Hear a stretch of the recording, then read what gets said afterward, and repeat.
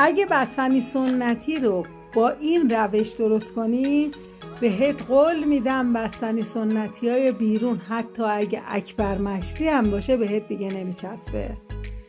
بریم برای درست کردن یه بستنی سنتی ساده و خیلی خوشمزه.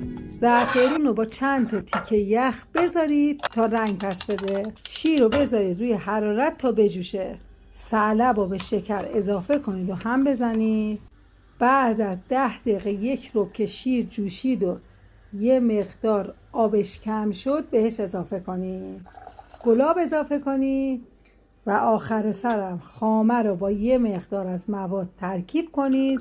اضافه کنید به بقیه مواد رو هم بزنید.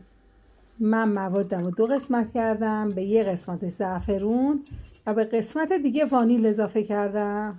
100 گرم خامه صبحانه رو بریزید داخل یک کیسه، صافش کنید، بذارید داخل فریزر تا خودشو بگیره. حالا بستنی ها رو بذارید داخل فریزر. بعد از 1 ساعت بستنی ها رو بیارید بیرون و شروع کنید به هم زدن. 1-2 دقیقه هم بزنید. دوباره بذارید داخل فریزر. این کار رو برای 4 الی 5 بار انجام بدید. هر دفعه بافت بستنی سفت‌تر میشه و کشدارتر.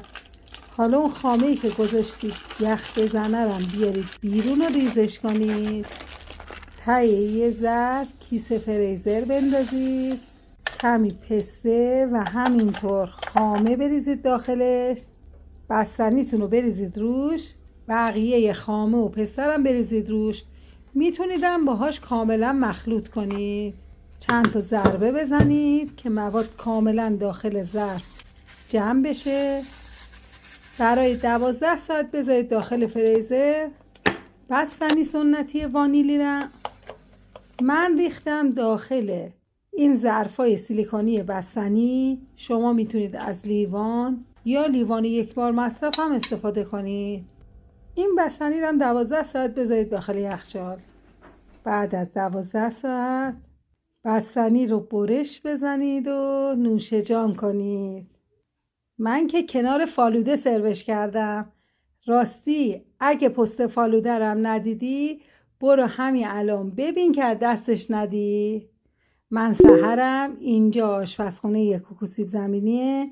ممنون که تا پایان این ویدیو همراه من بودید.